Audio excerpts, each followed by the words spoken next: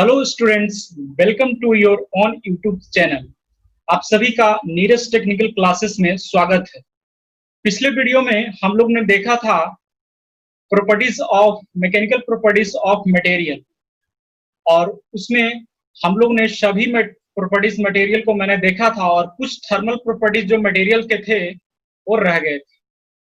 तो thermal properties of material को आज हम लोग इस वीडियो लेक्चर में देखेंगे वन बाय वन। तो चलिए इस लेक्चर को स्टार्ट करते हैं। तो थर्मल प्रॉपर्टी में सबसे पहला प्रॉपर्टी है स्पेसिफिक हीट को हम लोग जानेंगे। तो स्पेसिफिक हीट को जानने के लिए सबसे पहले हम जानेंगे थर्मल प्रॉपर्टीज क्या होता है। तो किसी भी मटेरियल का थर्मल प्रॉपर्टीज उससे हीट से रिलेटेड होता है। जब किसी भी मटेरियल को हम हीट प्रोवाइड करते हैं तो जो उसमें एक्सपेंशन या कॉन्ट्रैक्शन होगा और जो उसकी प्रॉपर्टीज में चेंज आएगी उसी को हम थर्मल प्रॉपर्टीज बोलेंगे। तो थर्मल प्रॉपर्टीज ऑफ मटेरियल में जनरली 3 प्रॉपर्टी हम यहाँ पे डिस्कस करेंगे। पहला प्रॉपर्टी है स्पेसिफिक हीट, दूसरा है थर्मल कंडक्टिविटी और तीसरा है थर्मल एक्सपांशन। इसमें हम लोग देखेंगे थर्मल एक्सपांशन में coefficient of linear expansion. Linear expansion के बारे में हम लोग भी आगे देखेंगे इस वीडियो में। तो चलिए वन बाय वन इस प्रॉपर्टी को हम स्टार्ट करते हैं। सबसे पहला प्रॉपर्टी है स्पेसिफिक हीट। स्पेसिफिक हीट और हीट कैपेसिटी। तो सबसे पहले हीट कैपेसिटी को जानेंगे। तो हीट कैपेसिटी वो कैपेसिटी है मटेरियल का जो जिसमें हमको कितनी हीट की रिक्वायर्ड होती है किसी भी मटेरियल को 1 डिग्री टेम्परेचर उसके राइज करने में। That is amount of heat required to raise its temperature by 1 degree Celsius. किसी भी मटेरियल को हम हीट करेंगे और उसको टेम्परेचर 1 डिग्री टेम्परेचर राइज करने में जो हमें हीट की जरूरत होगी, हीट की रिक्वायरमेंट होगी, उसी को हम हीट कैपेसिटी कहेंगे।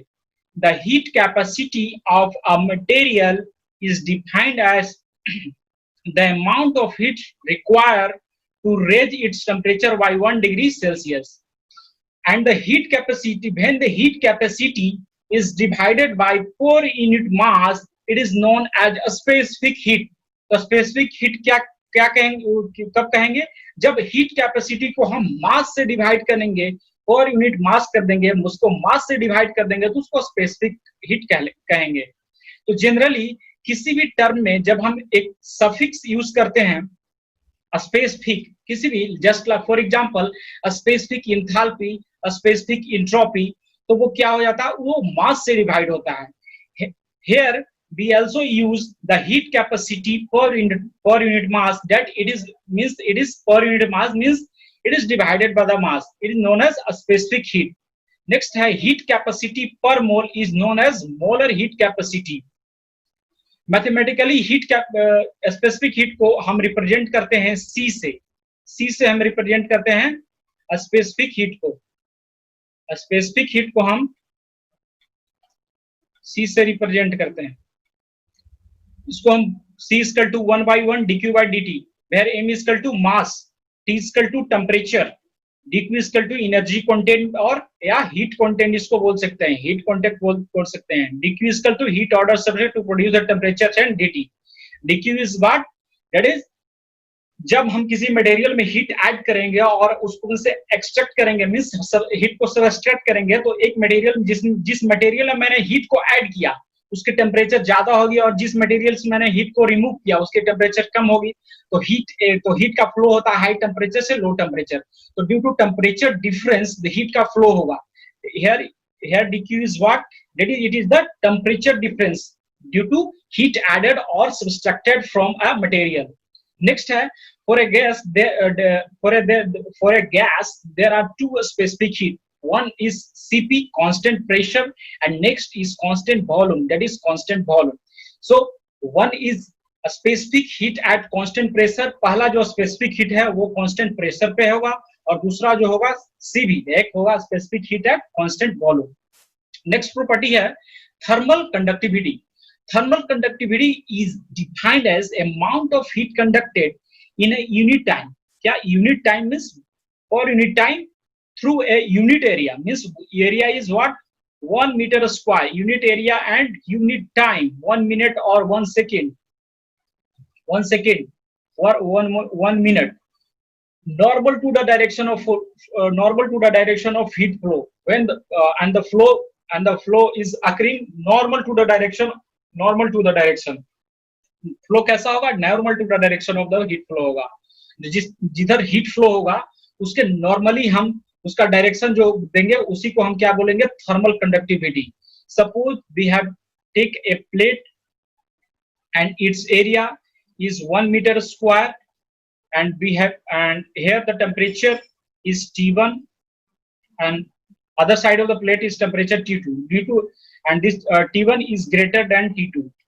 Here we have a assumption T1 is greater than T2. T1 का टेम्परेचर ज्यादा है T2 से, तो हमारा फ्लो हीट का फ्लो कैसे होगा, T1 का ज्यादा है मींस हाई टू लो हमारा हीट का फ्लो होगा, हाई टेम्परेचर बॉडी से लो टेम्परेचर बॉडी के योर होता है, तो T1 से T2 की ओर फ्लो होगा। तो जो हीट कंडक्ट करेगा ये जो हमारा प्लेट और ये नॉर्मल टू द जो सरफेस होगा परपेंडिकुलर डायरेक्शन में अलोंग द डायरेक्शन जो एक्स डायरेक्शन में होगा, वो यूनिट एरिया और यूनिट टाइम में जो हमारा जो हीट कंडक्ट करेगा उसी को हम बोलेंगे थर्मल कंडक्टिविटी। इसको रिप्रेजेंट करते हैं Q, that is the rate of heat flow is minus K dt by dx। Minus इसलिए लगाते हैं क्योंकि हमारा फ्लो होता है हाई टेम्परेचर से लो टेम्परेचर बॉडी, लेकिन यहाँ पर जब चेंज इन टेम्परेचर जब यहाँ पर लिखते हैं तो लिखते हैं T2 minus T1। तो इसको मैं कंपनसेट करने, इसको यहाँ पर मैं हाई टू लो मींस यहाँ पर तो T2 हमारा लो टेम्परेचर बॉडी था, यहाँ पर हाई टेम्परेचर बॉडी होता तो लो टू हाई हो जाता, तो इसको मैं अगर माइनस साइन से प्रेट करो तो हमारा जाएगा T1 minus T2 आ जाएगा। तो यहाँ पर तो Q rate of heat flow हो गया, direction of flow T temperature, X distance measured in the direction of flow, K equal to thermal conductivity. इसको बोलते हैं K equal to thermal conductivity and this law is known as Fourier's law. इसको क्या बोलते हैं, फोरियर्स law. एक फोरियर्स साहब थे जिसने एक लॉ दिया फोरियर्स लॉ दैट इल डिफाइन होता है जो Q होता है हमारा डायरेक्टली प्रोपोर्शनल होता है टेम्परेचर डिफरेंस के। Q क्या होता है हमारा डायरेक्टली प्रोपोर्शनल होता है टेम्परेचर डिफरेंस के बॉडी के बराबर। ये लॉ है आप लोग को नेक्स्ट सेमेस्टर जो फोर्थ सेमेस्टर में आपको हीट एंड मास ट्रांसफर का कुछ टर्म वहां पर पढ़ना मिलेगा थर्मोडायनेमिक्स में, वहां पे हमें फोरियर्स लॉ पढ़ना है जो हम कंडक्शन में देखेंगे। जनरली कंडक्शन जब heat of mode transfer generally 3 होते हैं, कंडक्शन, कन्वेक्शन, रेडिएशन। तो हम कंडक्शन में क्या देखेंगे, कंडक्शन में हम फोरियर्स लॉ देखेंगे, फोरियर्स लॉ। क्या मिलेगा, ये हमें कंडक्शन में मिलेगा, कंडक्शन ये हमारे कंडक्शन में मिलेगा। तो ये था हमारा थर्मल कंडक्टिविटी के बारे में। नेक्स्ट प्रॉपर्टी है थर्मल एक्सपेंशन। थर्मल एक्सपेंशन जानने के पहले सबसे पहले जानेंगे किसी भी मटेरियल को हम हीट कर रहे हैं, तो हीट कर रहे हैं तो उसमें एक्सपेंशन आएगा, और उस मटेरियल से जब हम हीट को रिमूव करेंगे तो वो एक्सपेंशन था वो कॉन्ट्रैक्ट हो जाएगा, मींस वो मटेरियल कॉन्ट्रैक्ट करेगा। तो जो ये हीट को देने से जो एक्सपेंशन अराइज हुआ, एक्सपेंशन अराइज होने से क्या होता है, हीट एनर्जी हम किसी को मटेरियल दे उसमें एक्सपेंशन हुआ। एक्सपेंशन कहने का मतलब एक्सपेंशन क्यों हुआ, क्योंकि उसके जो मॉलिक्यूल्स थे, एटम्स थे मटेरियल के, वो अपने इक्विलिब्रियम पोजीशन से डाइवर्ट हो गया, मींस वो अपने ओरिजिनल पोजीशन से अपने डाइवर्ट हो गए, वो इधर उधर चले गए।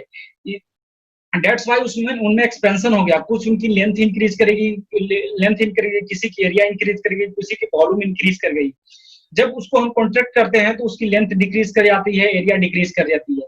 तो ये एज द टेम्परेचर इंक्रीज, और जब मैं टेम्परेचर वहां पर इंक्रीज करूंगा, मटेरियल को हीट कर रहा हूँ और मैं टेम्परेचर उसे इंक्रीज करता जाऊँ, तो मटेरियल और भी अपने इक्विलिब्रियम से उसके एटम्स थे, मॉलिक्यूल्स थे, वो सभी भी डाइवर्ट होने लगेंगे डिफरेंट डायरेक्शन में। तो जनरली 3 डायरेक्शन हम डिफाइंड है in a space, that is X direction, Y direction and Z direction. Z direction हमारा ऊपर में आता है।